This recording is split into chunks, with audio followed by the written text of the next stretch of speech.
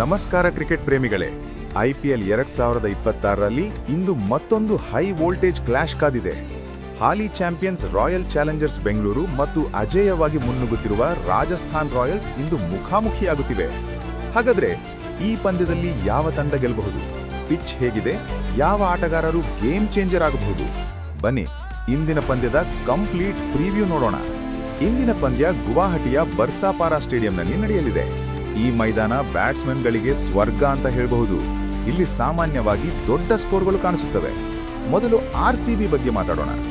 ವಿರಾಟ್ ಕೊಹ್ಲಿ ಮತ್ತು Phil Salt ಅದ್ಭುತ ಆರಂಭ ನೀಡುತ್ತಿದ್ದಾರೆ. ಮಧ್ಯಕ್ರಮದಲ್ಲಿ ಟಿಮ್ ಡೇವಿಡ್ ಫಿನಿಷರ್ ಆಗಿ ಭರ್ಜರಿ ಸಿಕ್ಸರ್ಗಳಿಂದ ಪಂದ್ಯ ತಿರುಗಿಸುತ್ತಿದ್ದಾರೆ. ಇನ್ನು ರಾಜಸ್ಥಾನ್ ರಾಯಲ್ಸ್ ಬಗ್ಗೆ ನೋಡಿದ್ರೆ ಈ ತಂಡ ಈ ಸೀಸನ್ನಲ್ಲಿ ಇನ್ನೂ ಒಂದು ಪಂದ್ಯವೂ ಸೋತಿಲ್ಲ. ಕ್ಯಾಪ್ಟನ್ ರಿಯಾನ್ ಪರಾಗ್ ತಂಡವನ್ನು ಅದ್ಭುತವಾಗಿ ಮುನ್ನಡೆಸುತ್ತಿದ್ದಾರೆ. ಹಾಗಾದ್ರೆ ನಿಮ್ಮ ಪ್ರಕಾರ ಇಂದಿನ ಪಂದ್ಯದಲ್ಲಿ ಯಾರು ಗೆಲ್ತಾರೆ?